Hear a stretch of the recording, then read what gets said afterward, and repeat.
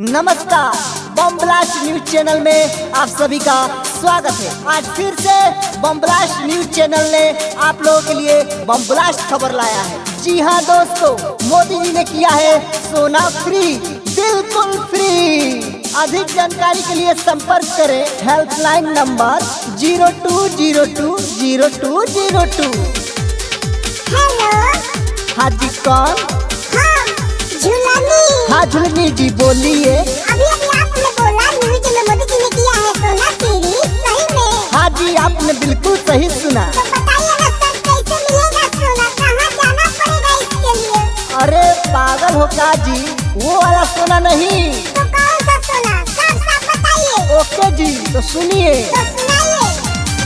मोदी जी का है ये कहना, आज से फ्री हुआ है सोना। अरे आगे बताइए। तो सुनिए, मोदी जी का है ये कहना, आज से फ्री हुआ है सोना। समझे कि नहीं? अरे नहीं जी, कौन सा सोना ये बताइए, दिमाग खराब मत कीजिए। हाँ तो लीजिए, सुनिए। दिन में सोना, रात में सोना, जब तुम्हारा मन करे सोना। दिन में सोना, रात में सोना, जब तुम्हारा मन करे सोना। अरे बाप, हम समझे कि असली वाला सोना, पूरा मूड ही चौपट कर दिया हमारा। अच्छा छोड़िए, ये कोरोना से बहुत डर लगता है हमें।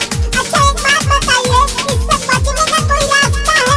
हाँ बिल्कुल है। तो बताइए ना प्लीज। ओके, हम बताते हैं कि मोदी जी ने कोरोना से बचने के लिए क्या उपाय बताया है। सुनिए, मोदी जी का है ये कहना, कोरोना से कोई न डरना।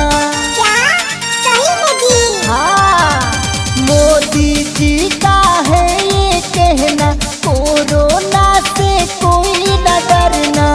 कैसे बताइए जरा खुल के। तो सुनिए, कोरोना से कैसे बचे। हाँ घर में रहना, घर में रहना, कोरोना से तुम नहीं डरना। घर में रहना, घर में रहना, कोरोना से कोई न डरना। ये कौन सा उपाय है जी, जब डरेंगे नहीं तो घर में काहे रहेंगे? तुम बेवकूफ समझते हो क्या जी हमें? अरे नहीं जी, मोदी जी का कहना है जो घर में रह गया वो कोरोना से बच गया। समझे?